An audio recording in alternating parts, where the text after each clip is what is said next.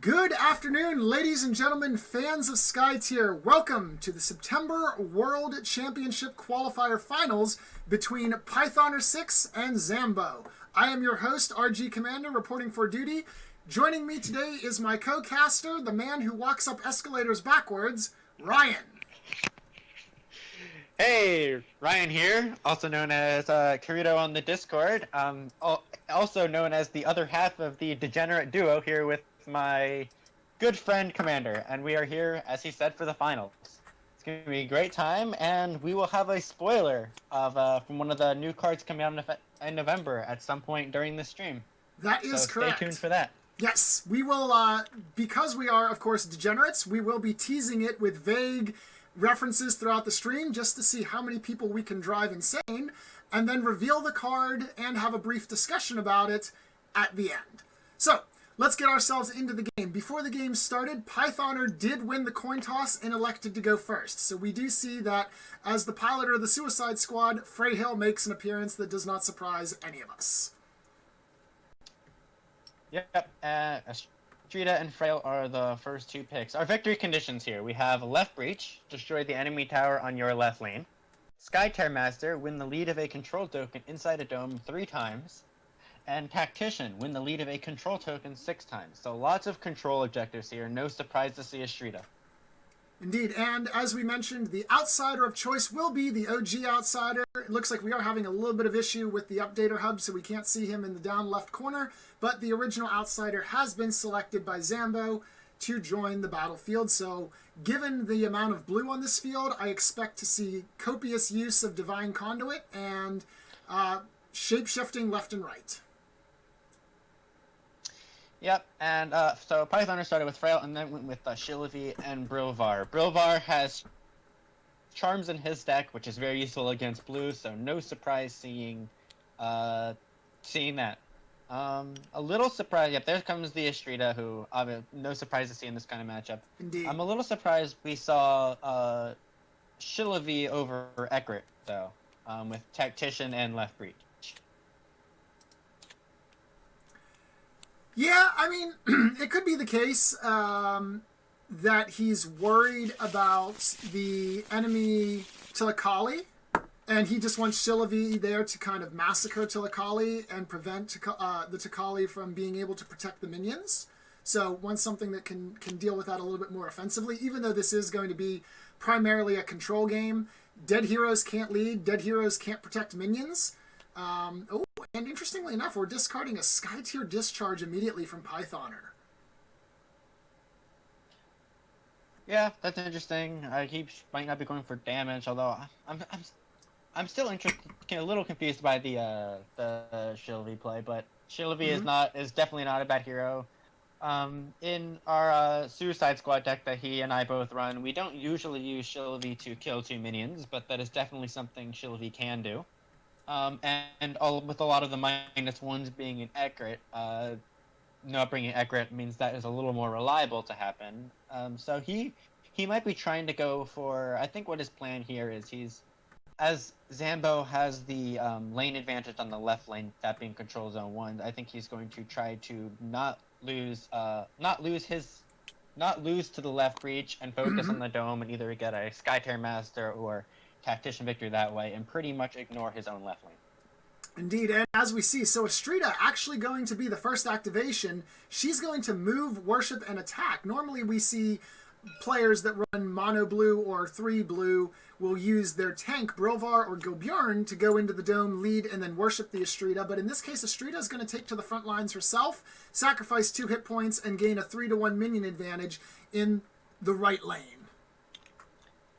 And you often see the Astrida going first with this kind of play whenever the Astrida is facing down and opposing Tilakali to get that kill in before the pillar gets down. So. Indeed. We did see that both Tilakali and Astrida did start on the right lane in lane 1.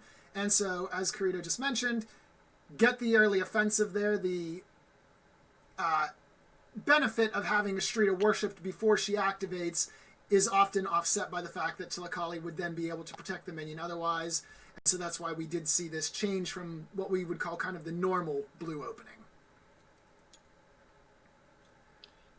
Yep, and Tlakali is unsurprisingly going to go out there and probably get a pillar down to at least protect that other minion. Indeed. I expect we'll probably see a move and a worship, and then in this case, I'm not sure if you go and attack one of the minions or if you just lead from hand and kind of try to stabilize the lane. Yeah, a little surprised Tlakali didn't go swap over to the other side to protect 2 minions, though. Well, I assume that he's going to bet that Pythoner is going to now make a heavy contest for the dome, and as a result, not worry too much about the left breach condition. Right, I would agree, and I think that's what he's going to do, and maybe Zambho was able to predict that. Yep. Maybe, I don't know how he predicted it, but it seems like he can predict it. But yeah, maybe he's seen him play some games before, they played against each other, I don't know. But it seems like or he's just very experienced and can kind of figure that out, because he's a very good player. That's how he gets to the finals. Indeed.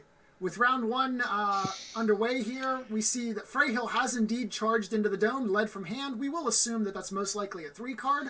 Obviously, you can bluff it, but generally speaking, when you lead from the hand, you lead with a 3. And so now, we will see what Zambho's response is. We do have to start contesting the dome here at some point. As we mentioned, the outsider, in this case, the OG outsider, not only is very powerful, giving the bonus worship action, bonus card draw, but given that it takes up 3 hexes, can be used to serve as a very good blocking element to prevent your opponent from maneuvering in the second turn. Yep, and interesting to see that Pythoner led from hand. To me, that kind of shows that he probably does not have a turn 1 presence with the Flux. Yes, as whenever you start turn 1 and you're mono blue or all blue, generally speaking, as you mentioned, a turn 1 presence with the Flux gives you 5 control points with 1 hero. It is one of the most efficient plays that you can have with the Flux in the opening turn. And the fact that we didn't see that, unless he's perhaps saving it for something else. He could be potentially worried about getting pushed from Zakol out of the dome here with perhaps a strength over pain, allowing for the double attack and the double push. So he may be saving that for a little bit later. I don't think Zakol would need a move and a skirmish to get in range of Frail, though.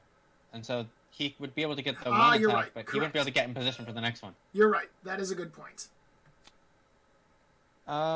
He could be thinking of maybe using the presence in the lane, or he doesn't have it and is planning on maybe using the Flux for like a turn 2 sinkhole or something like that. That is fair, yeah. With Brilvar on the field and Freyhill as well, a sinkhole very easily doable on turn 2 to help manipulate the position.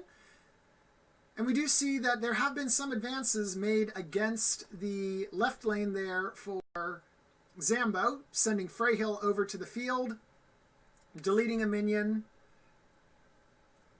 Yep. And used a worship to shapeshift Astrida before that, too. Yes. And so Astrida... Go ahead. Probably going to go into that lane and kill a minion and spawn a minion. Yes. Which means, I think at this point, Pythoner is going to accept that he is not winning that lane and probably not do a whole lot of focus over there. Indeed. I think that likely, in this case, we will probably see play for the Sky Tier Master or the Tactician, as you referenced earlier in the opening, due to the fact that both players are having their left lanes push against them, and so making it seem like the left breach unlikely to be a victory condition here. So, well, actually, we do see Shillavi moving in here, though, into the cover hex, it looks like. Perhaps she will then go for a skirmish action or go and attack the minions. Nope, we're going to see a lead and then worship herself. Yeah. I was about to say, although it looks like that's probably not what's going to happen here, but he could have used Shillavi or Brilvar and moved him up into that lane with a charm to potentially take away the shapeshift from Astrida when she tries to kill a minion. But it looks like if Astrida can position herself so that that he can't do that at this point. So that's probably not what's happening here. Indeed, Astrida could easily hide herself in the cover hex adjacent to Freyhill, keeping her out of the line of sight of Shillavi and preventing such a charmed play. Although, nevertheless, we have seen some people get a little bit aggressive and overstep before. Though, given again that we're in the finals, I don't think that that's as likely a concern.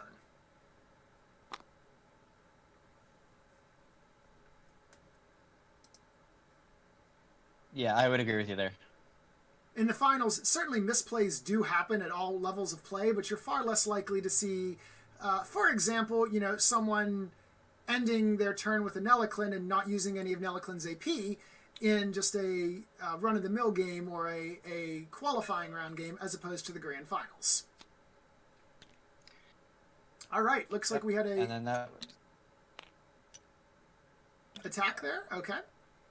Yeah, I think that was the attack from Astrida. Correct. Yeah, and then she's going to lose 2 and spawn the minion. A minion.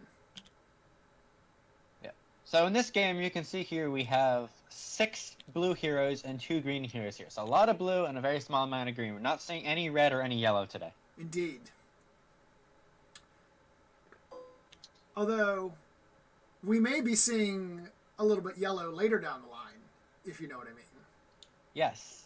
Yes, there will definitely be some yellow talked about.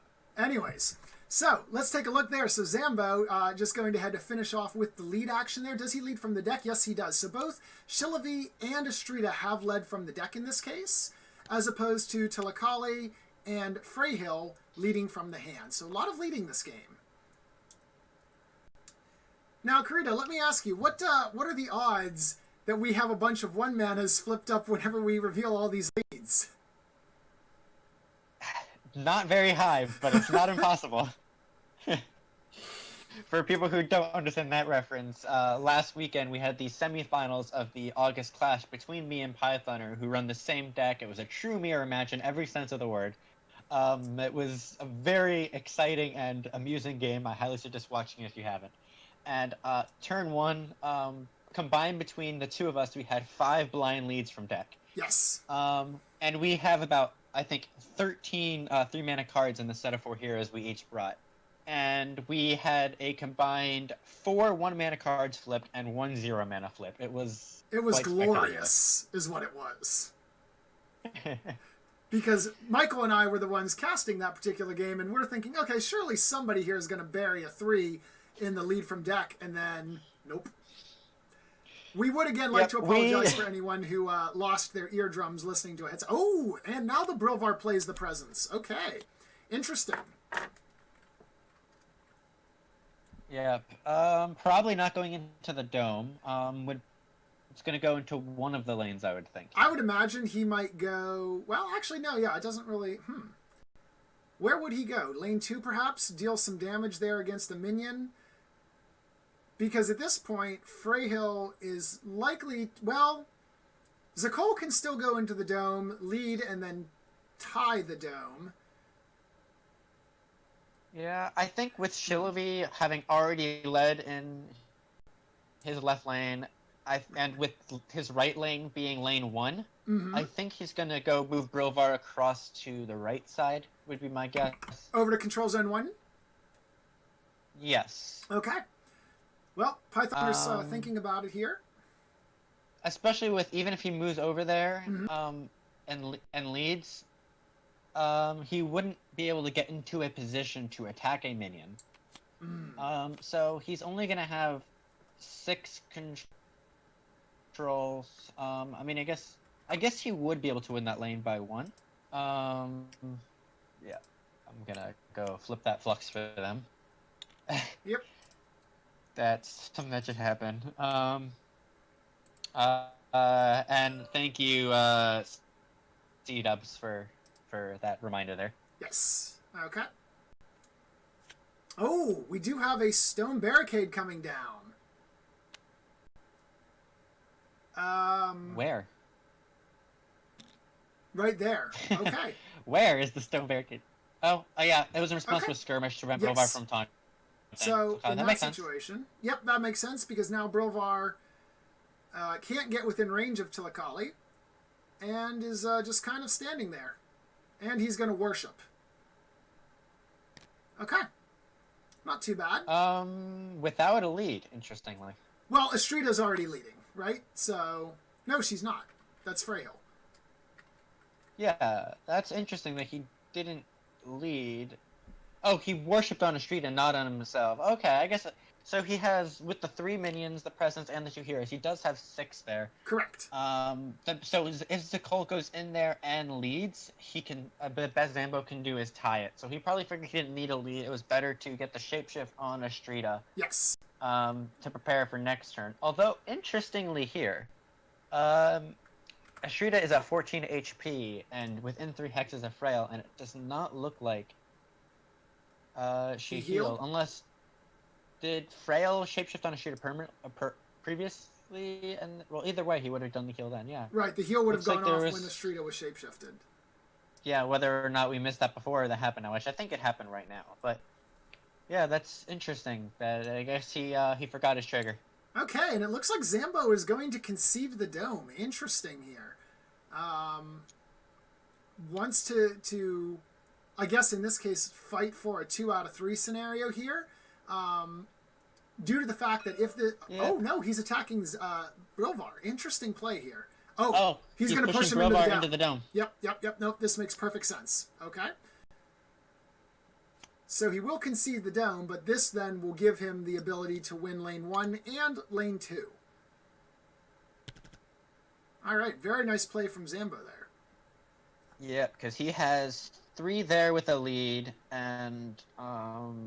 Pythoner has 4 without a lead. Correct. So as long as that lead is at least a 2, which was from hands, it was a 3. Let's reveal everything here.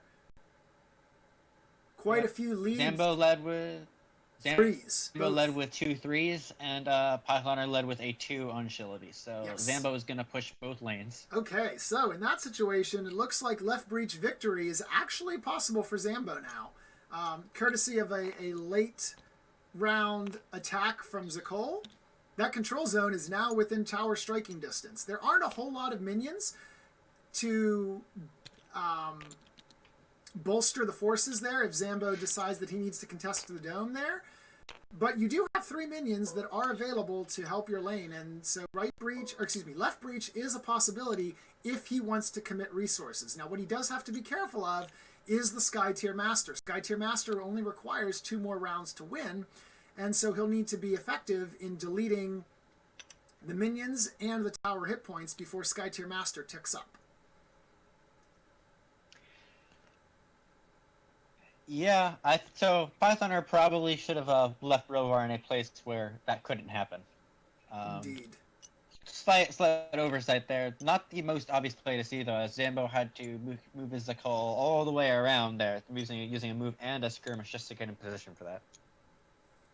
All right, but and it was a very nice play by Zambho. Control Zone 2 is pressed up against the tower. That one has a lot more minions, which means that if the green Astrida continues to go down there attacking and spawning minions, that's going to result in a very, very strong push in Control Zone 2 against the left side tower. Now, of course, that won't win Zambho the game immediately, but it will expose the Nexus and put Pythoner on the defensive from a Nexus breach. Yeah, I think he's okay with taking tower damage there, as long as he doesn't lose it, because he really does not want to have to worry about his Nexus next round. So we might see Shilliby do something over there to stop that. But now Pythoner gets to activate the big outsider. While he's activating that'll help him a little bit. Correct me if I'm wrong. I think Pythoner has 1 too many minions over in the right lane. He should only have 2. Because any minion he had would have died.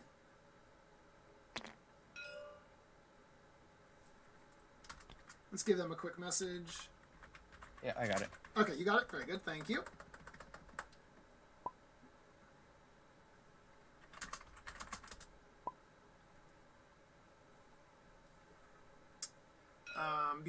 Because the 1 minion that he had left would have ended up dying.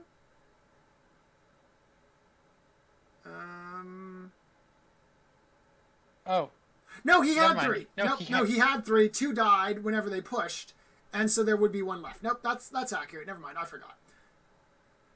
Yep. Yeah. Usually when you see it push, that means there are that they don't have any minions left. But Astrida can mess with that math a little bit. Yep. Nope, we're good there. Okay. And 2 over there in lane 1. Yeah, that's definitely dead minions all the way there. All right, so we do see the outsider spawning right there next to Shilliby. interesting positioning there that's going to allow the outsider to attack minions and help release the pressure on Control Zone 2 if possible. Yep. You know, that's what I get for listening to you and assuming you were correct there when you said that. You know, I should know better than to listen to you. To be fair, I was listening to chat, so we can just blame chat. Was it Giacomo who said it? No, it was not. Although, to be fair, we can still blame Giacomo for not jumping in and correcting the individual before I read the chat. So exactly. There we go. All right. Meanwhile, we do see the outsider has used its first action to attack. Pythoner considering what he wants to do there. We're pinging the upside down card because it probably doesn't really matter. We are going to take a worship action there. He should reveal what his lead is. That is true. He did take a worship action there, and then that is the heal there to heal up Brilvar. And there we go. Was that an ice wall that he led with? Yes. And I think the last action was he just drew a card, I believe. Yep, it looks like it.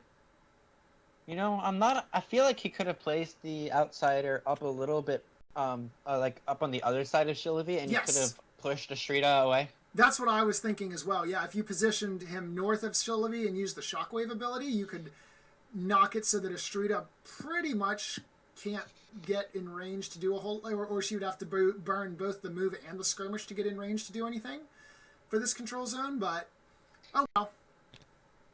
Yeah, we're sitting in the booth. And also on the field. Yep, and also the minion he killed with the outsider means that Shillavi can't use a skirmish to get into a place to kill 2 minions. He can still use a move, but he would need to. He wouldn't be able to use a skirmish off. That is correct. Yes. All right. Well, that's all she wrote for round 1. So we'll go ahead and move the round marker to round number 2, and we'll see what happens here in round number 2. Yep. Look at all of those shapeshifted heroes on. Oh, it's beautiful. I love seeing it. I love seeing a team of fully shapeshifted heroes. It is beautiful and at the same time terrifying. All right, so Pythoner is actually going to use Shillavi there and go ahead and does the move like you said, and it looks like we're going to go for the double minion kill here. Attack 1 minion, then proc Shillavi's ability thereafter. Yep, and not flip a -1. There are 3 -1s in that deck, but he managed to not flip any of them there. Indeed. All right, and the final action, she's going to lead from the deck. Yep, and that should be enough to at least not have the tower go down. Correct, yeah. The tower will almost certainly take damage if Astrida or Freyhill comes in to contest it, but it will not destroy the tower. There is 2 minions remaining for him, and so therefore all should be well.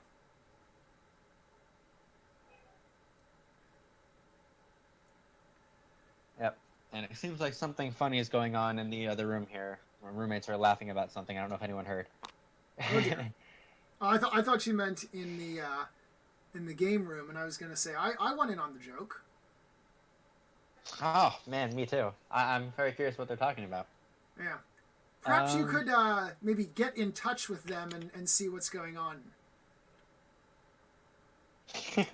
All right, so Freyhill is going to go ahead and activate. Did you like that one? I thought that was pretty good. So Freyhill is going to go ahead and attack the minion, delete the minion as we mentioned, and lead from the deck. Oh, nope, that's a flip over for the attack. Excuse me. Unfortunately, it's the blue card that is Touch of Leothan. The yellow one does not have the word touch in it. Really? Yeah. No, it does not. I'm pretty sure you're lying to me right now, but I can't check because that would... All right, anyways, moving on to the game. It's, I mean, I guess I suppose I could whisper to them. No, don't do that.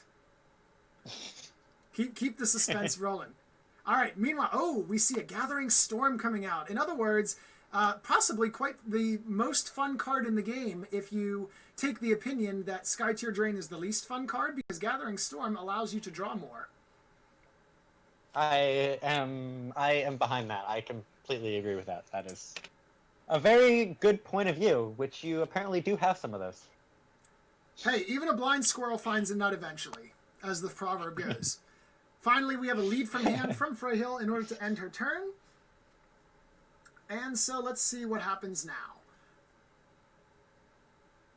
Python We'll probably see... I think we might...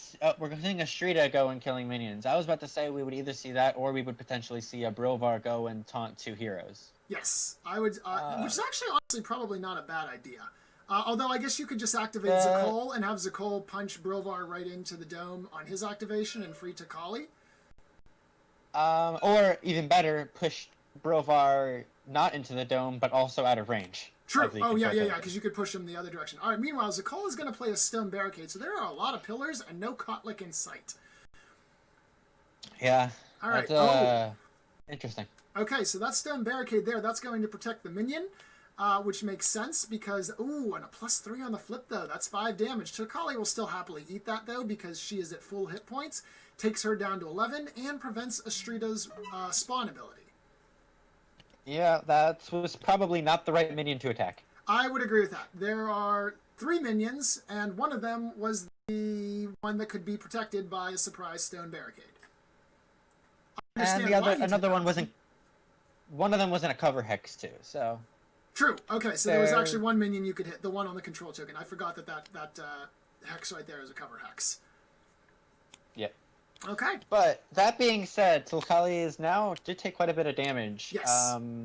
Frail could potentially make Tilkali regret that. Yes. Takali, unlike the minion, is not inside a cover hex, which means we could potentially see a double sacrifice attack, which could kill her off. That being said, Frail is not near Shillavi, so there wouldn't be any revenges on those sacrifices. But Correct. That being said, that's still a lot of damage. We might see Tlakali go into that other cover hex over there to shield potentially herself, yes. Yeah. But I suspect we will see a worship to probably heal her as well as protect one of the other 2 minions. Yep, and there's the worship, just as you expect. We'll see where that pillar is going to go right there to protect the minion that could have died earlier. And we're going to sacrifice that pillar since it's not really protecting any minions and use that to restore Tilakali's health by... Is that a -1? Ooh. That is -1. -1 on the flip. No healing, actually. Unlucky. So, Takali has moved and worshipped. She can still skirmish, strike out at Astrida potentially, and then move into the Hex with Zakol. Oh, or she can just play Presence, also an option. yeah, that is a good play. So we'll see a Presence and then probably a lead. Yes. Which will make Tlakali an even juicier target for Frail. Yes, if Tlakali leads, I think that it must be the case that she dies. Otherwise, Pythoner is going to be hurting. Yep. We could see Brilvar skirmish right in between Tlakali and Zakol first, though. Yes. The downside of doing that is it means if Frail is going to go kill Tlakali. Well, I guess Tlakali could skirmish, attack, and then move back into the dome. So I was going to... Never mind. I was going to say he won't be able to contest the dome, but he could, but he wouldn't be able to lead there. Right. So maybe it'll be interesting to see which of those he does, because if he wants to taunt Zakol, he wants to go with Brilvar first, but if he wants Brilvar to be able to end the dome, then he's probably going to want to go with Frail. And given that Zambho gets final activation this round, if he were to just send a hero back into the dome without a lead, you can simply move Astrida in, put any card on her for a lead, and win the dome that way. So let's see. All right, Pythoner is going to skirmish. Brilvar is the active hero, so it looks like he's going to taunt Zakol after all. Or we're... Yeah, and I'm doing a quick ultimate check here. Sure. I know I saw 1000th Ritual as a lead, and I think I saw one other one be flipped. So Zambho has 1000th Ritual as the only ultimate gone. Okay, so Pythoner has Dance of the Predator gone. Okay, that's what I saw. I saw Dance of the Predator. I thought I saw +3 somewhere. Yes. Meanwhile, So Chad making... Go ahead. Brovar skirmishing as we were talking about, attacking. Is he going for a Tlakali or he's going for the minion here? Okay, going for minion control. Interesting. Dead minion. So that'll be 2 damage that Tlakali's gonna take. Right, yeah. So I think he was probably expecting him to protect the minion, so it kind of got around that 1 armor, which is That's actually why I'm pretty guessing smart, he went for the minion. That's actually a good And then if he call. doesn't protect it, then he kills a minion, which is Right. going to help him with the lane control here as well. So I think that Indeed. was a very smart play. All right. So now And then we the have worship the taunt, as we were talking about. Yes, and now we have Zakol. So Zakol will be forced to spend his attack against Brovar. Hold on. Brovar was shapeshifted, right? Oh, never mind. He attacked the minion, so Tlakali is not disarmed. Correct. All right, so a little bit of damage there. Was a 3 on the flip there. Another ultimate by the wayside. Zambho continuing to pile up these pillars, turning this into Kotlik's fantasy zone, but no Kotlik to be seen, unfortunately. And we're going to push him out of the way. Remove that pillar. That was Now, just interestingly... moving. Oh, okay. That was just moving him to get to the pillar. Well, no... okay, yeah. There we go. So, interestingly enough, Zakol's ability that most people don't consider was just used, which is that when you blow up a pillar, you can damage an enemy's minion that is adjacent to said pillar. And so, therefore, as a result, 1 plus the flip there allowed Zambho to get rid of the minion that was on top of the control zone. Yeah. Zambho is definitely in a very good position in this game. I agree with that statement, yes. Chat That, also seems to agree with us, which is nice. Yeah, that turn 1 push by Zakol was Big. a real game changer, honestly. Yes.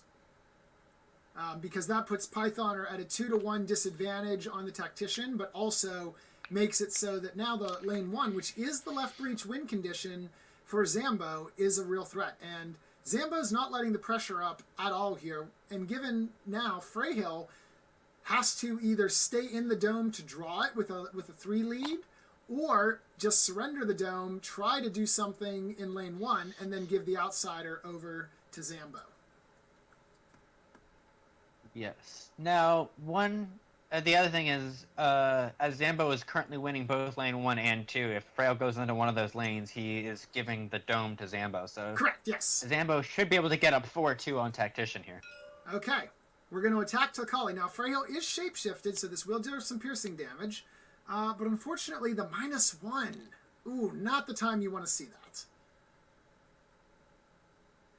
We could potentially see as Tlakali has the lead with the presence, getting rid of Tlakali is going to remove a lot of pressure from that lane, so we could see Frail potentially go with a sacrifice nourish or double sacrifice or something like that, Yes, and then if she has, skirmish okay, there's back 1 into the dome. sacrifice. All right, 1 sacrifice. That's going to deal 4 damage unless there's any response, which doesn't appear to be the case.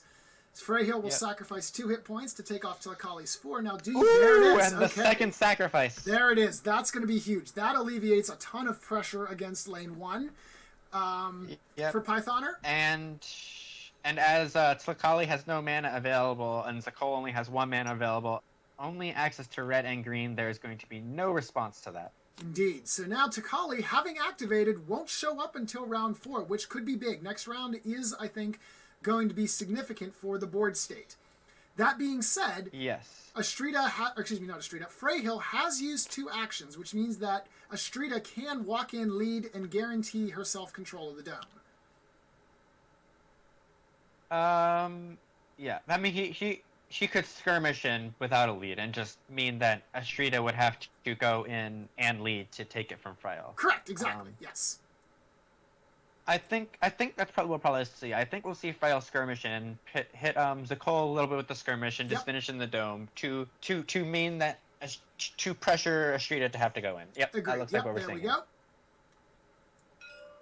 And that was also a very smart play on Pythoner's part, but to put Frail, a +3 on the skirmish. +3 on the skirmish, nice. But yeah, smart play by Pythoner to put Frail into the cover hex to just play around any sort of counterplay. Indeed. And so now, that final activation of the turn. That that turn definitely helped swing things back into Pythoner's favor a little bit there. Yes. Double sacrifice is strong.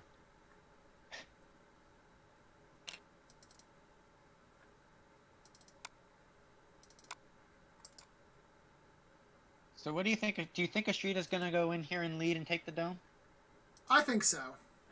The outsider is extremely powerful, and he's down one hero. Getting that outsider back will effectively... Well, first of all, getting the outsider will stop Pythoner from getting to game point on Skytier Master.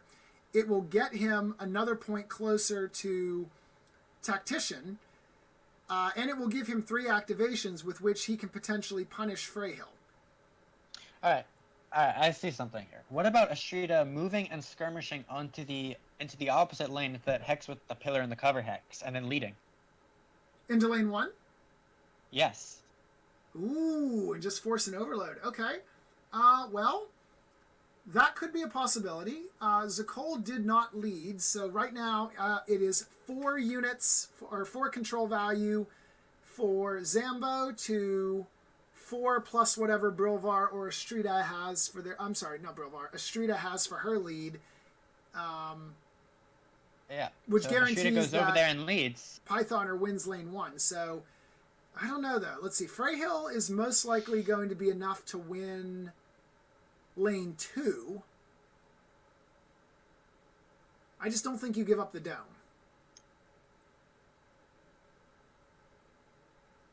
Skirmish attack. Okay, we're going to attack Shillavi. Interesting that you don't attack the minion. He's going with... well, that's the skirmish that's hitting Shillavi. Oh, you're right. I'm sorry. I apologize. Yeah, I forgot we're still on the skirmish action. Okay. So yeah, you can't do that. Okay, so there we go. Okay, so that makes sense there. 2 damage against Shillavi. Now, no, he's going to give up the dome. Interesting. Very interesting. So he's going to commit. So he might clear the minion and then move into the dome and just tie the dome.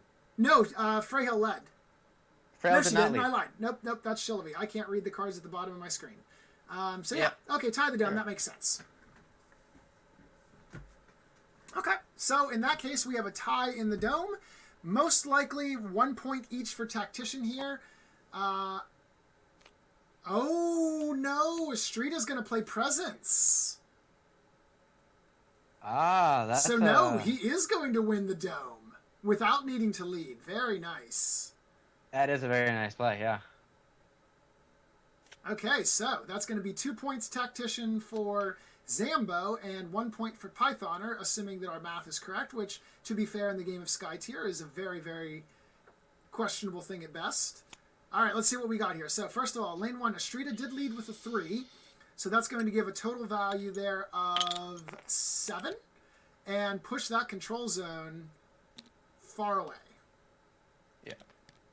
Now, he has a little bit, that being Zambho's left breach, he doesn't need to worry about left breach next turn. He has the hero, Slakali's off, which is going to make things a lot easier, and he now has the hero advantage for Pythoner. So even though he is going to be down 4-2 on Tactician, he isn't in the worst position here. He's definitely not in the best position, but he's not in a terrible position here. It's Indeed. a very good game so far. Indeed. So with that presence there, okay, Tilakali did lead with a 3, but it doesn't matter because dead heroes can't lead. Yep, and Shillavi also led with a 3. All right, so that's going to be useful there. That will protect the tower from significant destruction. A little bit of damage there, but overall still standing with half of its HP left. 2 points, as we mentioned, for Tactician for Zambho. 1 point in the Skytier Master as well for Zambho. And let's see what we go into round 3. Yep, also would like to point out here that those were 2 blind leads from Pythoner, and both were 3s. I'm telling you, this is proof right here. The deck can get 3s on blind leads. It's true. Despite what we saw evidence to the contrary last weekend. Oh my god. Yeah.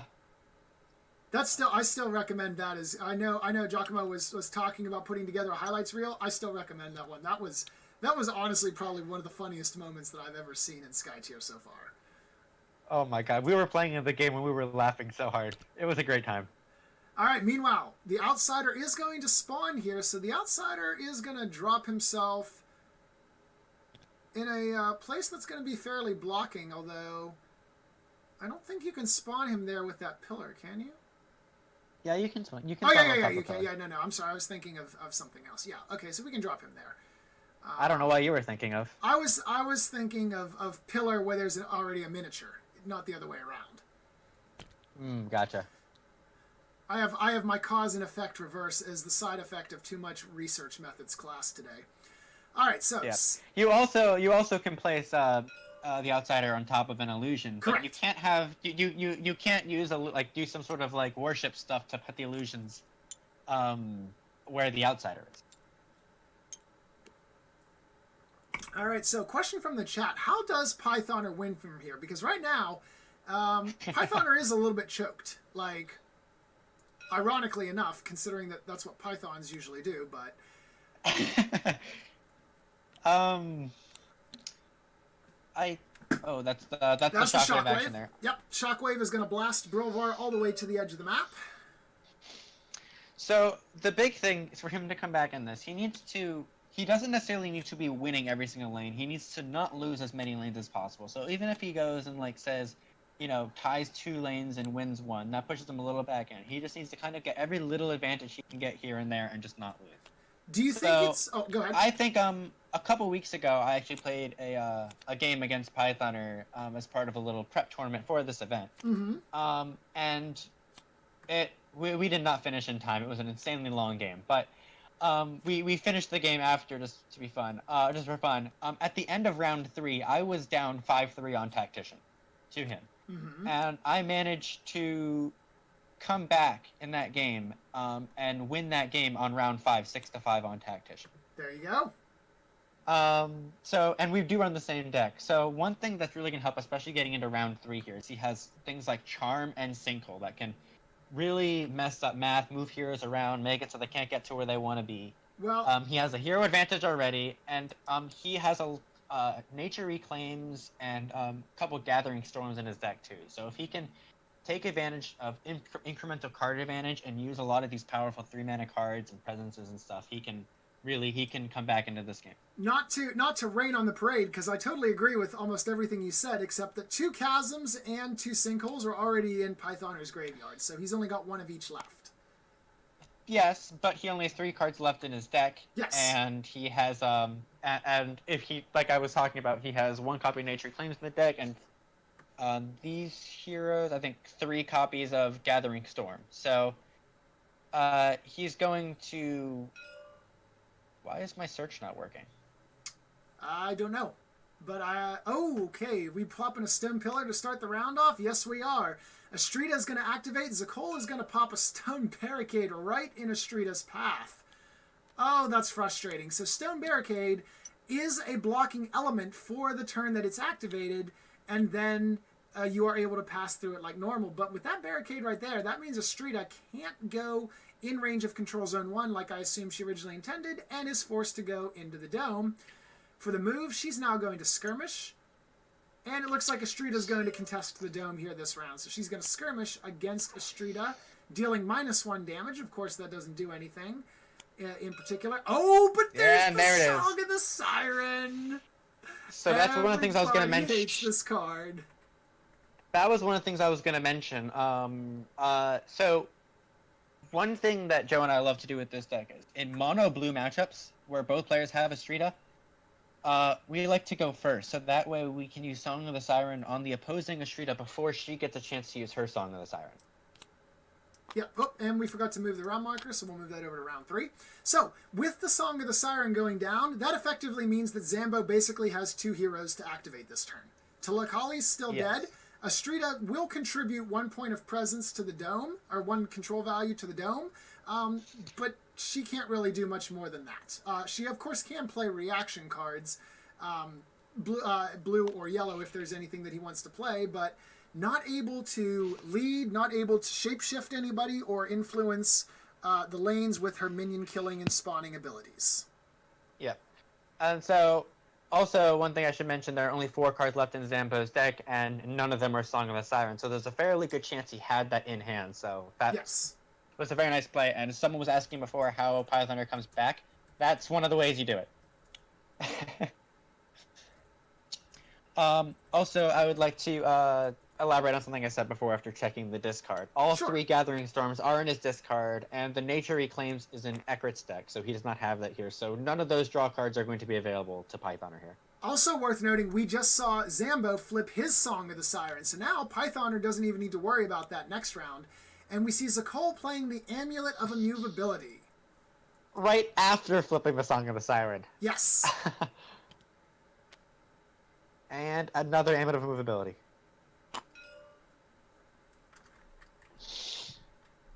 So she is not moving, or this is Zakol. Zakol is not going to be moved by anybody. Correct.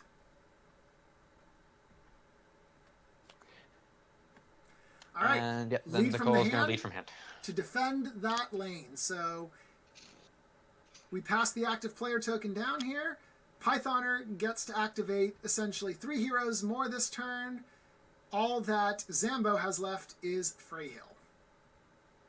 You know, it is very possible here that Pythoner wins all 3 control tokens. Yes, all 3 controls with exhausting Astrida here, it is actually possible that he might go straight up to 5 control points and 1 on Skytier Master. Of course, the nature of this game suggests that Skytier Master won't necessarily be a thing due to the fact that if Pythoner is able to secure all 3 domes, it'll be 5-4.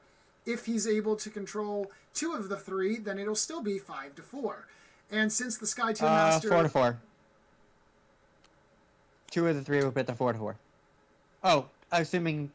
I guess if the other one's a tie. If Pythoner controls 2 and Zambho controls 1, Zambho would get 5. Yeah. Pythoner would get 4. I was thinking Pythoner gets 2 and the other's a tie. Ah, okay. So I mean, yes, if he gets a tie, then we would be 4-4. In which case, Skytier Master could become relevant because all you have to do is force a tie in one lane, and you don't care about the other one, and then you take the down. Yeah. So we see a presence from Brilvar. Okay. Presence from Brilvar is very good. With 1 card left in the deck, so he's going to get to look at 1 card instead of 2. Well, that 1 card, though, although you should know exactly what it is, and we see the lead from the deck. There we go. Now, Zakol has already activated, which means there's not going to be any shoving Brilvar out of control zone range this time. Yep. So Brilvar is going to move there and kill a minion, probably. Yes. Although... Yep. Freyhill could potentially drag him in with a sinkhole. That's risky positioning. Yes, but then Pythoner can just move his Freyhill into that lane. Because Freyhill will get to activate after. True. It just seems like it would be a waste of the presence in the lead. Because right now, Brilvar is contributing, presumably, 4 to 5 points at the control zone 1. So, Zambho's final activation... Oh, go ahead. But with Pythoner has 1 more minion, and with the 1 more minion there, each having a lead from hand, Pythoner is winning lane 1, and Freyhill is all the way on the other side. Correct. And with Pythoner having 2 heroes activating after Freyhill, he will be able to even out the math wherever he needs to. Yes. Alright, so let's see what happens here. There is no mystery about who Zambho is going to activate. It has to be Freyhill. Although it does look like there may be some discussion, perhaps. Or maybe just doing some math real fast, deciding how he wants to play this.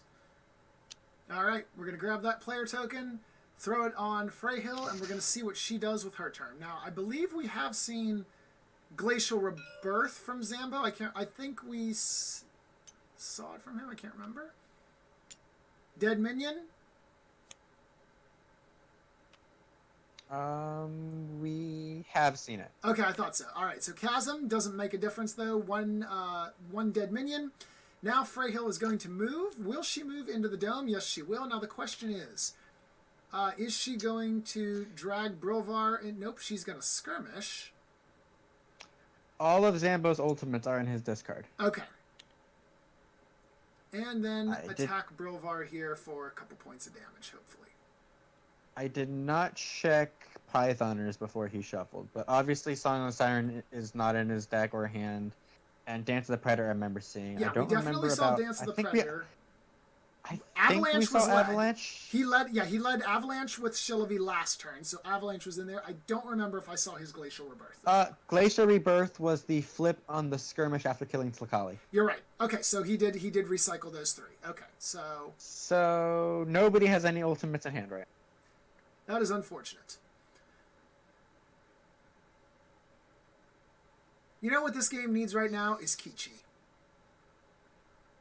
I'm not sure why. I just feel like bringing Kichi into this game would be more fun. You know what else would make the game more fun? Don't even say it. I will put you on mute. Don't even go there. I know what you're thinking, and we're not going there. We're going to have to deal with that enough in a short amount of time anyways.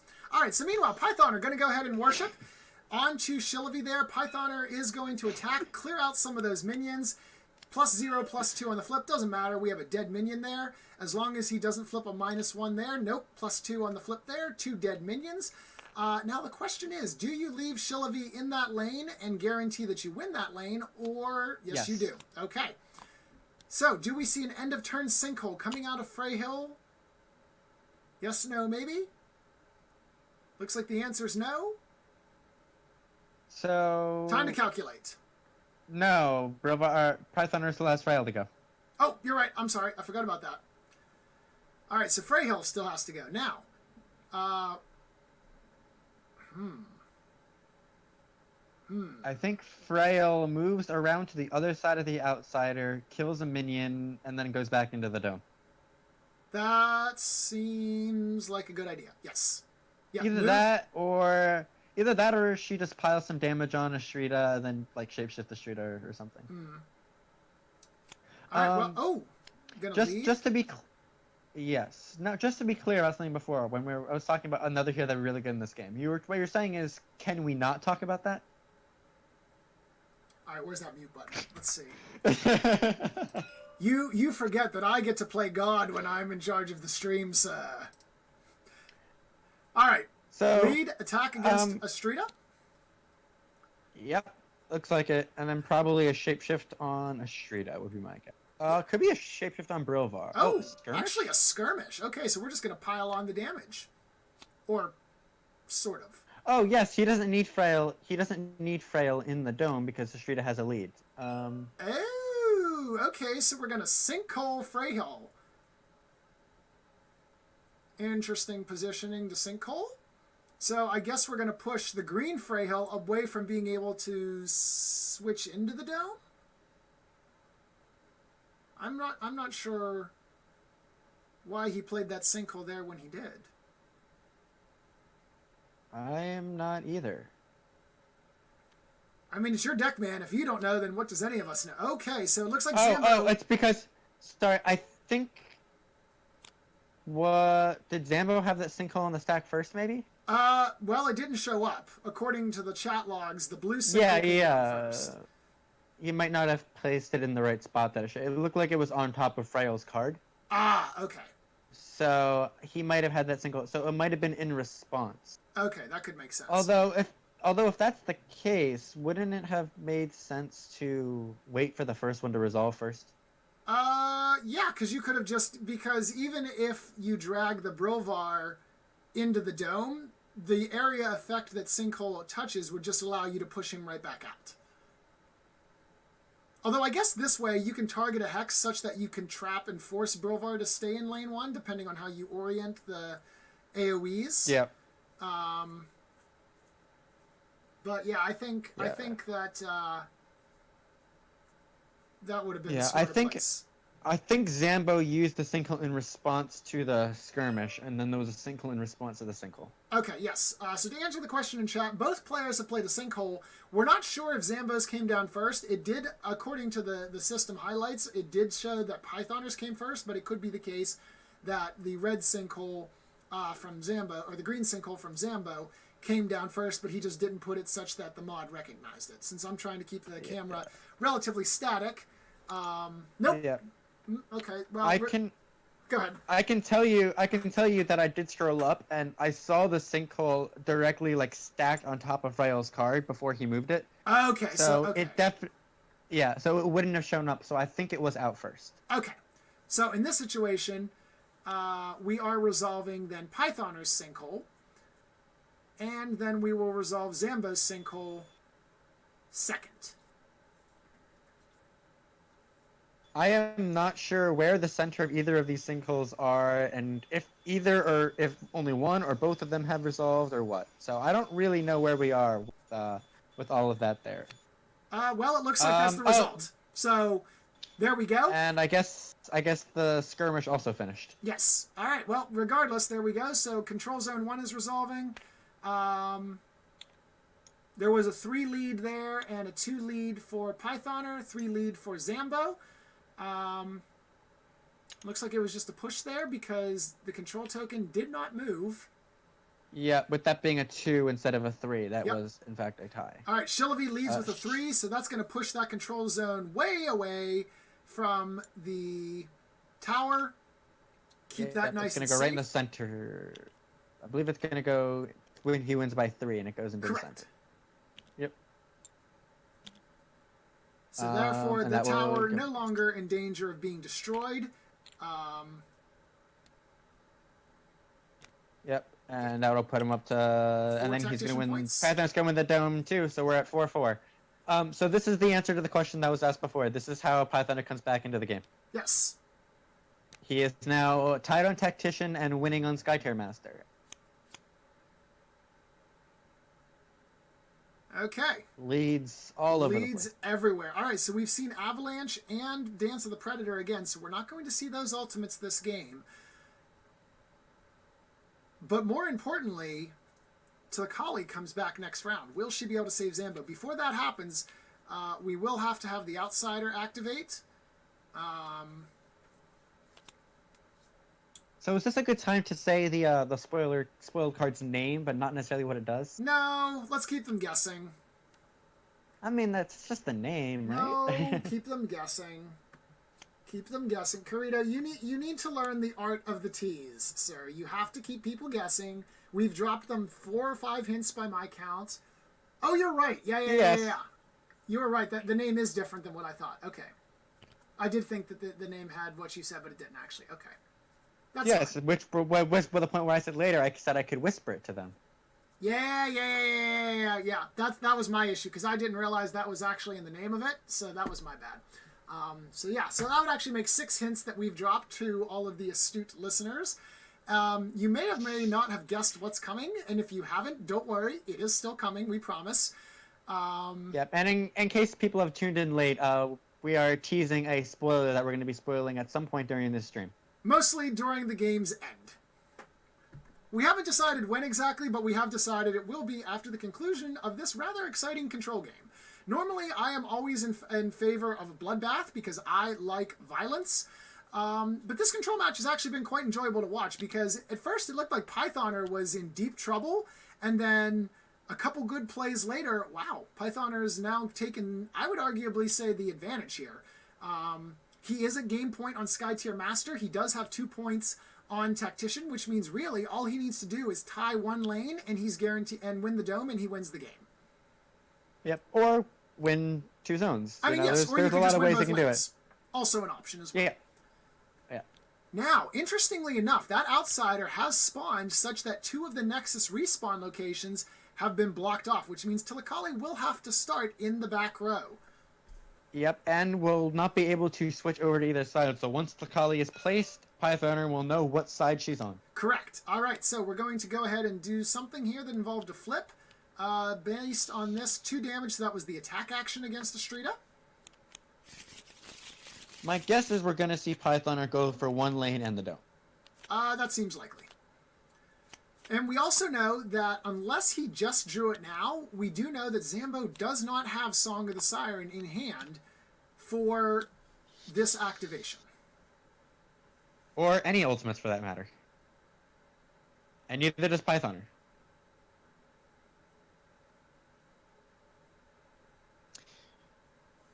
Now, another thing that's been going on recently, I don't know if people have heard about it, but fairly soon we're going to start this event It's this USA versus Brazil challenge where we're doing yes. some Sky Tier with some interesting, weird rules. Tell us about these interesting rules, Kirito. What do we have going on?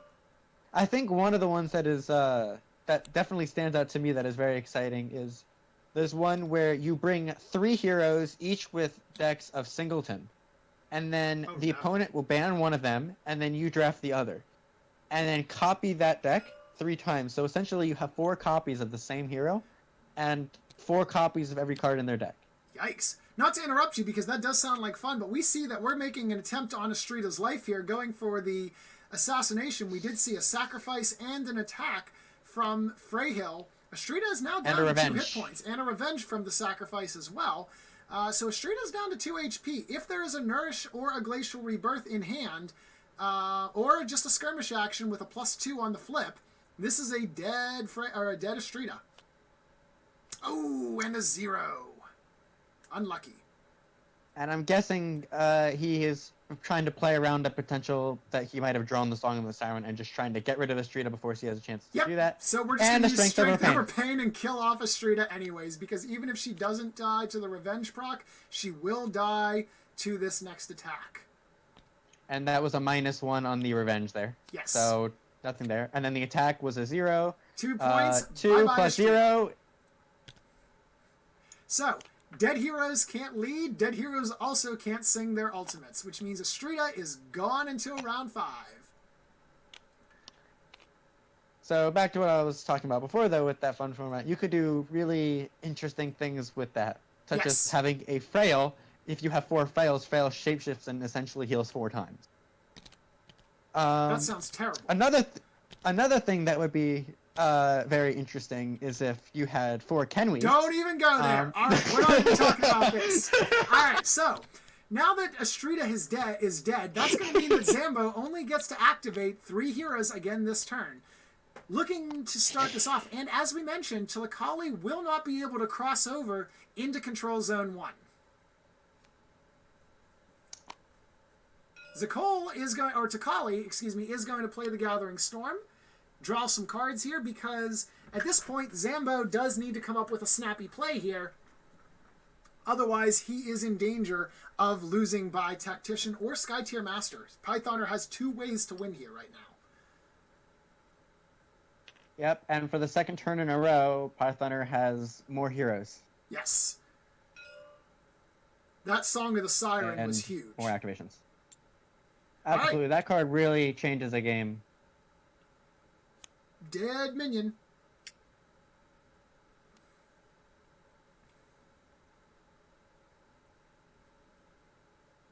And we have a lead from the hand. So Takali looking like she's going to go and control over in lane number 2. Now, Shillavi could go attack a minion and then also lead from hand, which would give the bonus by, or excuse me, would give a lead value by 1 from Python, or assuming that they both had 3s.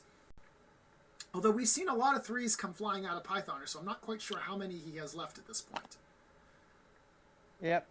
We might, I wouldn't be surprised if we saw that, or if we saw Astrida go over there and do something like that. We are seeing Shillavi move, yep. Okay. So I think he's just gonna push on lane 2 and the dome and ignore lane 1. Could be the case. Oh, and Tilakali is going to bring out the Stone Barricade. Good play.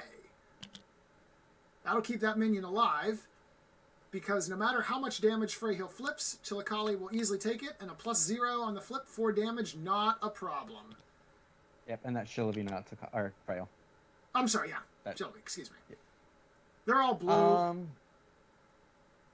One other weird format, or one other weird format that we're doing that I want to share is Ashen Pass.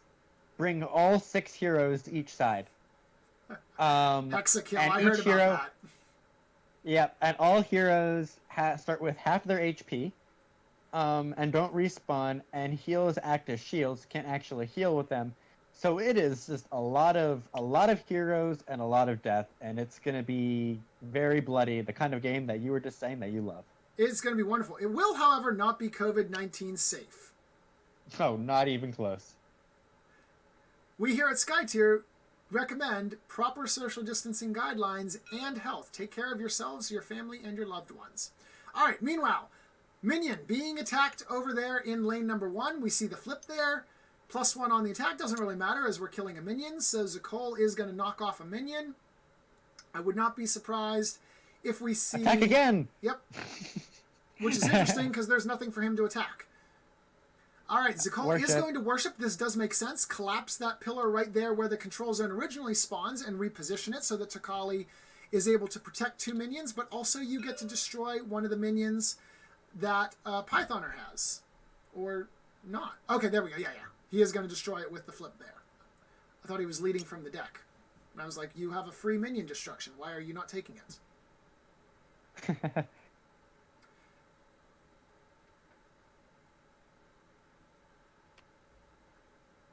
Oh, we're going to play Doom. Interesting. All right, who is he targeting? He is targeting Brilvar. So Brilvar is about to be doomed, and let's see how much mana Brilvar wastes. Skyfire Discharge. No, Ice Wall. Ice Wall, 3 mana. Okay, so Brilvar probably not going to be doing much magic this turn, but that's okay. Zambho will finish the round with a lead from the hand.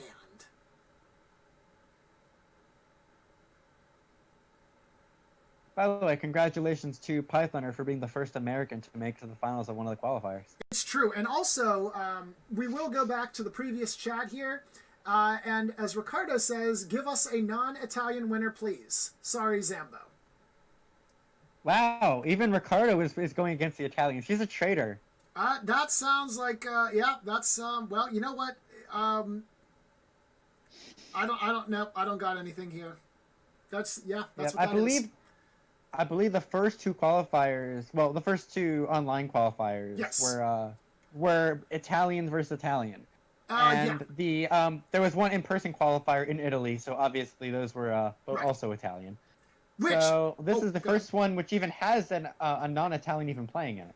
Yes. Speaking of in-person Italian qualifiers, tomorrow morning, for those of us in the United States, or afternoon for those of us in Europe, or evening for those of us in Easternish Asia / Australia, there will be another live in-person Italian qualifier, and Ricardo and I are going to be cooking up some spicy action where we're going to be attempting to live stream the event and run commentary on it. So we will have the first commented games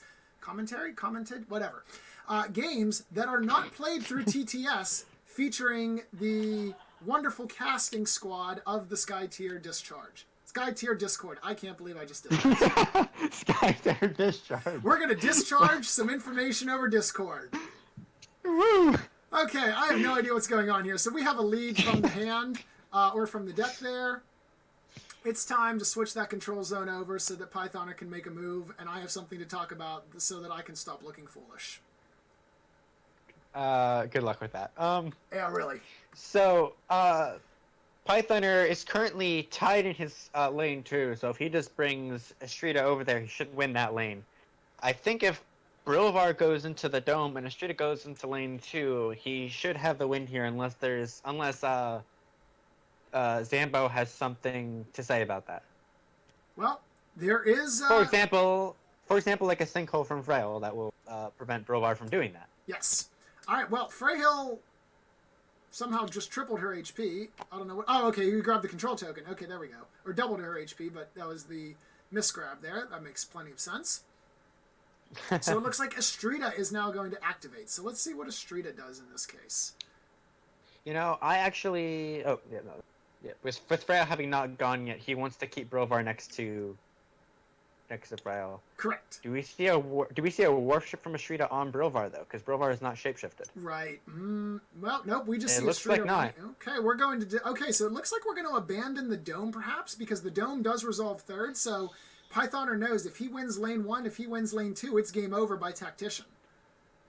So I would have actually think I would have preferred Brilvar going first there, because that means if Zambho has a sinkhole, he has to use it there, and then he can adjust his strategy accordingly.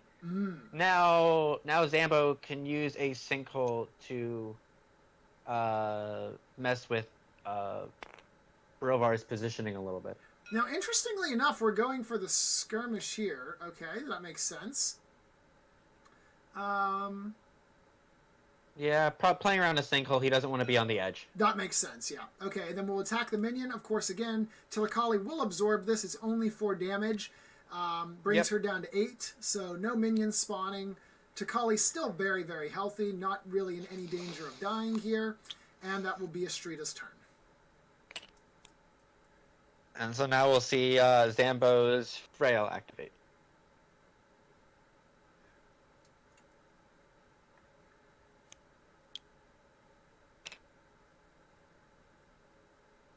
All right. Freyhill, last one to activate here. Of course, on Zambho's side, still plenty of mana to go around. Tilakali does have 1 mana left. Zakol has 3. Astrida and Freyhill both completely fresh. Also, while we have a little bit of lonely action here, I would like to take this opportunity to mention to everyone that tomorrow evening, don't have an exact time yet, but we will have the finals of the August Clash Americas between me and Eric.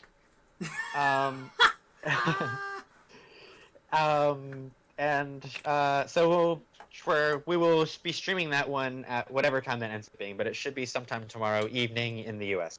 That is correct, yes. The qualifying rounds that we mentioned in Italy will be the morning of the U.S., and then we'll have a brief break, and then we will proceed to do the August Clash the August Clash finals sometime in the USA evening, which would be early morning for Europe, and whatever time that is for Eastern Asia and Australia. I'm not doing time zone conversions anymore. I give up. Good idea. All right, so Freyhill, going to go ahead and actually move over there as well.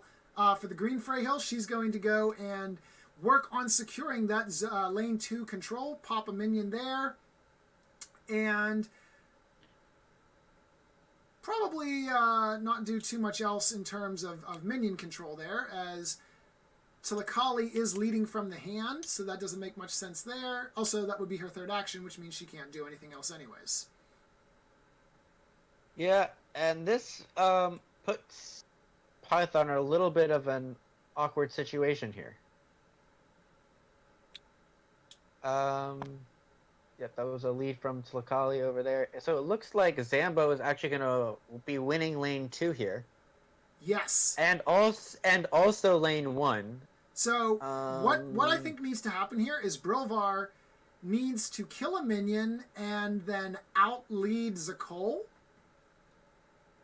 But he can't kill a minion because of the pillars. Oh, you're right. Yeah. That's a good point. Now, Astrida needed to kill that pillar. Yes. Not attack the minion. Correct. Yep, I didn't. Yep, you're right there on that. Okay, so... well, so Zakol did lead from the hand, or excuse me, from the deck. So, do you gamble? I think you have to gamble. Yeah, I mean, at the very least, he needs, if he gets a 2, like, if he has a 3 in hand, and if Zakol led with a 2, that would be a tie in that lane. Correct. And they would get up to 5/5 on Tactician. Yes, but then Freyhill sitting in the dome would be the final Sky Tier Master, so that would be it. So I think that has to be what happens here. Is that Brilvar is moving close to prevent any weird action from Zakol knocking him out from a sinkhole or whatever. Pythoner is going to attack the minion, knowing full well that Tilakali will absorb any damage that he puts out. Yeah, and then he's gonna have a lead, and it'll come down to what this lead is. Yes. It all comes down to this. It is technically possible. Oh, okay, a slide. Sure. Okay. I don't think a slide really does anything because you're still within range of the control zone. And this game isn't... I don't think this game is going to round 4. I think someone's about to win here. Yep, he did go from hand here. So if if Zakol led with the 3, then Zambho wins, and if he led with anything else, Pythoner wins. Yep. Assuming our math is correct. Oh, that's a risky assumption, but I think you're correct on that assumption. Okay, any final end of round plays here from anybody? Doesn't look like it. It's time for the big reveal. Drum roll, please. Oh That's a it's one. a 1. Okay. I believe so. That means Pythoner wins that lane. Pythoner wins that lane. It doesn't matter who wins Control Zone 2 because Control Zone 3 also goes to Pythoner, which means he wins by both Tactician and Sky Tier Master. That does sound correct to me. They're going through the theatrics right now. Yep, there it is, right there. Game over by both Tactician, Sky Tier Master, whichever one you want to call it. Doesn't really make too much of a difference. They happen simultaneously. Good game, and congratulations, Pythoner, on qualifying for the World Championships. Yep, as we have our first non-Italian qualifier. Yes. I do want to mention, by the way, as Zambho finished second in this qualifier, and he finished second in the previous qualifier, he has also qualified for the World Championships as well. So both of these players are in the World Championships. So we saw some championship level play here today. Indeed, we did. Now, do we have a link to the whereby? Because I do know that Zambho does have some challenges with Discord, and so they use whereby for the communication. I believe it was the same one we used. He used in the semifinal one. I have no idea where that link went. Do you happen to have that? I do. I just scrolled up in our chat, actually. Oh dear. So I'm gonna go head over there. Okay, sounds good. All right, we'll go ahead and talk over with the winners now.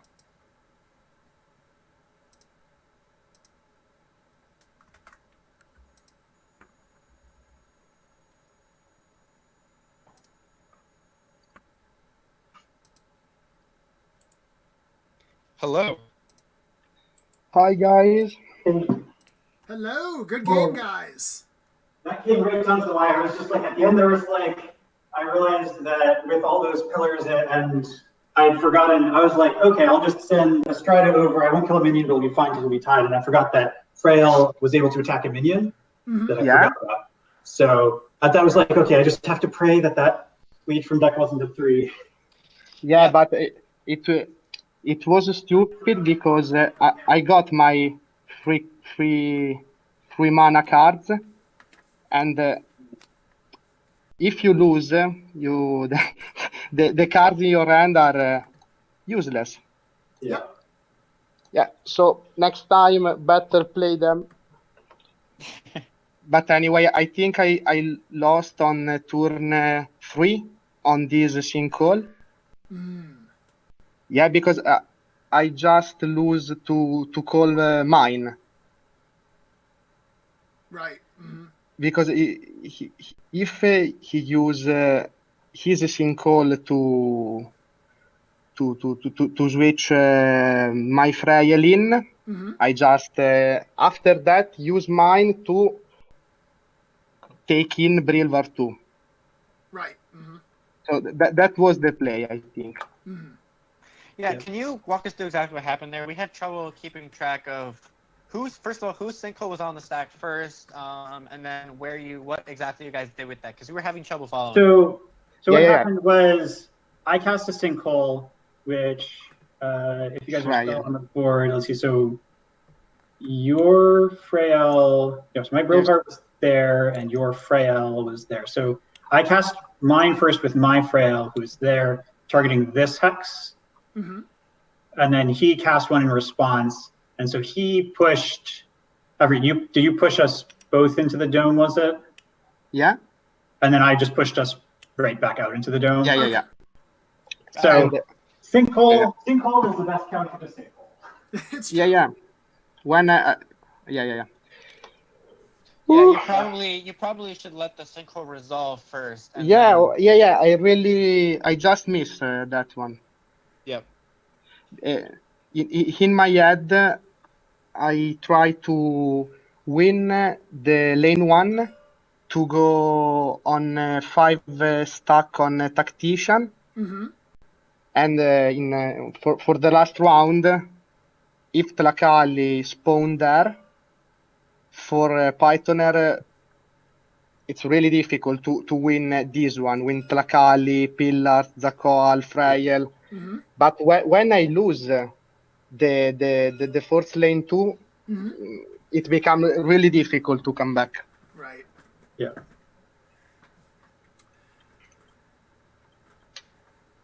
Okay. That was still a really well played game by both of you. So both of you should be very pleased with how it turned out, I think, and it was a lot of fun to watch, a lot of fun to commentate. We had several clutch moments of all throughout the game, and it was a lot of fun, very enjoyable. Okay. I think from our perspective, the huge turning point and big play of that game was the Song of the Siren. Yes. Oh, yeah. So yeah. I think that was big was when I had the Song of the Siren and I go first, I think that's definitely one of the reasons that I really like going first, because against an opposing Estrada, you get to cast your Song of the Siren first. Yes. And then wary of the potential of his Song of the Siren, then on the last turn, my priority was I just want his Estrada dead to not give him any chances to knock me up. And that gave me kind of 2 turns in a row there with 4 to 3 heroes. Yes. Or actually, and the last one is sort of, It was 4 to 2. The first. Yeah, sort of 4 to 2 on the first one. But yeah. Mm-hmm. Yeah, so I think that was really good, really helpful for me. I do want to congratulate you both, as you guys have both officially qualified for the World Championships. Yeah, thank you very much. So this was championship level play. Yes. And we'll be seeing a lot more of both of you in the future qualifiers as well as in the actual championship event. Indeed. Yeah. Now I gotta ask, by the way, what are you calling it? Are you calling it Tactician or Sky Master? Yeah. Because technically you won them by both simultaneously, so it's like... Yeah? Yeah. It's both. Which one do you want to inflate the win rate of? I don't know. We'll see. Well, you have to file the battle report, so we'll see whenever you do so. Surprise me. Surprises. Speaking of, as a great segue, Carrillo, some surprises. So, as we promised, because we are, although degenerates, men of honor, and men of honor do keep their promises, which means that if everyone turns their attention to the center of the screen, if I can do this correctly, it is now time to reveal card number 19 from the Endless Sun expansion. Boom. Hopefully you can all see this. If not, this is going to be really, really awkward. So the card is called The Whisper of Nupton. Okay. Whisper of Nupton. It is not showing up? That is unfortunate. It won't show up for Python and Zambho, I think, unless because it should only be on your. Right, it's on the stream. Yeah, I don't know. Stream. I'm just waiting to see if there's too much of a delay on the stream, but Okay. nope, it's not showing up. That's really unfortunate. I thought I had this set up because it's showing up on OBS, but it's not showing up here. That's unlucky. I mean, if somebody who has the ability to can post it as far as they can. Otherwise, I'm just going to post it in general on the Discord. That's unfortunate. So let's talk about this new card here. I apologize. I thought this was going to work, and clearly I thought wrong. So Whispers of Nupton is a yellow card, 1 mana, +0 modifier. It is a reaction speed level card, which is really nice. The action of which is a friendly Nupton hero on the battlefield takes a worship action. Okay. Now, that's exciting. That is exciting for a number of reasons. The first one is its reaction speed. The second one is it doesn't have to be the caster, which means all sorts of weird and wild shenanigans can now take place. Obviously, some of the more obvious ones, Akuti summons an illusion and automatically you have 1 armor. Kenwi, God forbid, is all of a sudden invulnerable to the attack you've just declared on her, which adds to the list of reasons of why this champion needs to be thrown into the trash bag. Satheru and, or Shafathi, I guess, has extended range on his teleporting. Satheru and Ekrit can now replace their illusions if you destroy their illusions in the middle of a stack to complete their effects. So there are a number of wild and wonderful effects that are doable with this card. I think it's going to be very exciting as we move into the Endless Sun expansion. I would like to thank Yakumo for giving me this card and the opportunity to spoil it. With that being said, I would like to publicly denounce him as this community's biggest troll. He sent me this card, and he goes, by the way, RG, I just happened to randomly pick a card, and no, I promise it wasn't on purpose that this card has Kenwi's illusion image on it. Yes. So as everyone can see, if you're looking at the Discord, it is in fact Kenwi's illusion on it. Very nice artwork, by the way. Unbelievable. He had just some of so many cards, and he picks the One- one that has Kenwi on it. The one thing I would comment about when you're saying it can be another hero, another very important part about the card is that it's not just a target hero. Correct. So the caster doesn't even have to be able to see the hero you want to take the worship action. So you can, wherever you have a free yellow mana, you can use it, which I think will be probably especially useful on turn 1, Yes. where you might just have 1 mana left over on an Akuti or something like that, perhaps. And that's where you're not going to use the mana, so you use this, and maybe you don't have line of sight because Akuti's on the other side of the map or something, and that seems really great. Yeah, that is one important thing. Similar to Glacial Rebirth's healing effect, to how Freyhill is able to heal all allies on the battlefield, Whisper of Nupton is able to affect any Nupton hero on the battlefield, which does give it a global range. And so given that Nupton are already kind of the slippery, shifty faction as it stands, I expect to see a lot of wild shenanigans being around from this. I know that Michael spammed about 30 question mark or exclamation points in the chat, so he's pretty happy about that, I can see. I'm sure many of you who do play yellow are excited. They did tease us. Rem and Blake did show us that instant deletion of a Nupton illusion token a couple days ago, and everyone was kind of complaining about that. So Carito and I have kind of had to keep our mouths shut. We knew this card was going to be unveiled shortly thereafter, but we saw that this would be kind of essentially the counterbalance to the instant deletion of the token, the instant creation of the token as well. Yep, and it also not necessarily instant creation. It's any worship, so you can also just move an illusion with it. Correct, yes. So you could do interesting things like Shafathi can worship to put the illusion in one place, and then use this to move the illusion 3 hexes before skirmishing and basically going 6 hexes away. I'm pretty sure there's an anime meme in here, but I forget how it would work. I don't watch anime. Someone let us know in the chat how that one works.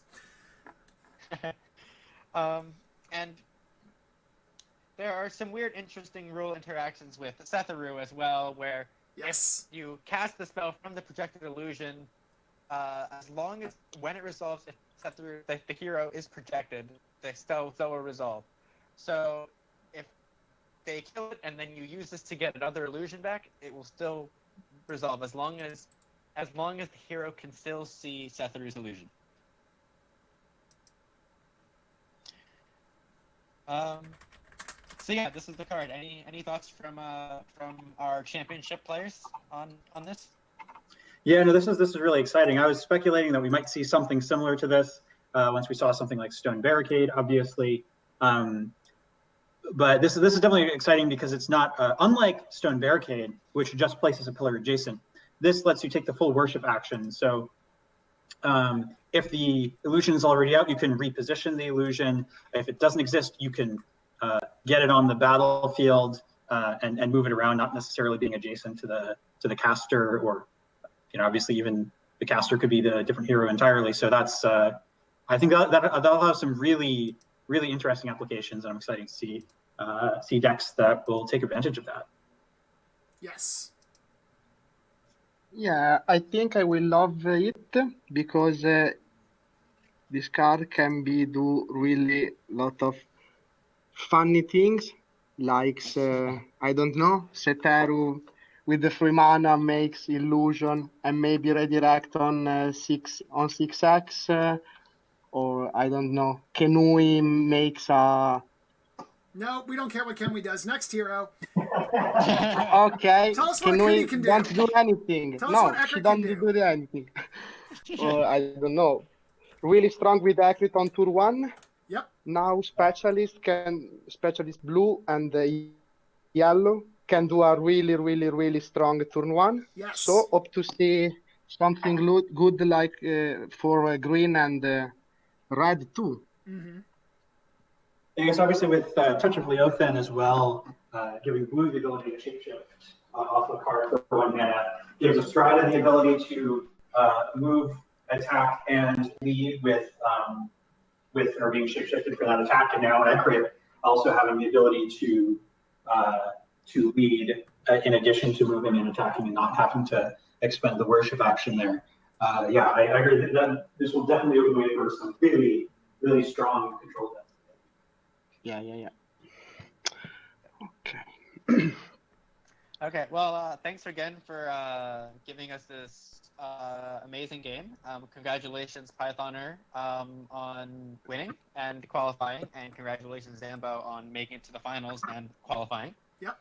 Congrats to both of you once again. Thanks to all the listeners for listening to and watching this entire game and joining us and staying with us for the spoiler. Yes, we will. We will see if we can potentially get another spoiler for perhaps next weekend if we have some important game next weekend. Which, given the amount of Sky Tier tournaments running on, I'm sure we will. It will just come down to begging Yakumo to give us something to work with, perhaps. Maybe. Ooh, maybe for the finals tomorrow of the August Clash. Possibly. We'll see if we can get that one. Maybe that possibly. Giacomo, if you're listening. If not, then blame Yakumo for not giving any information. Yeah, blame him. All right, gentlemen, thank you very much for myself and everyone here. Thank you very much, and we'll see you on the next tour of duty. Have a good evening. Thanks.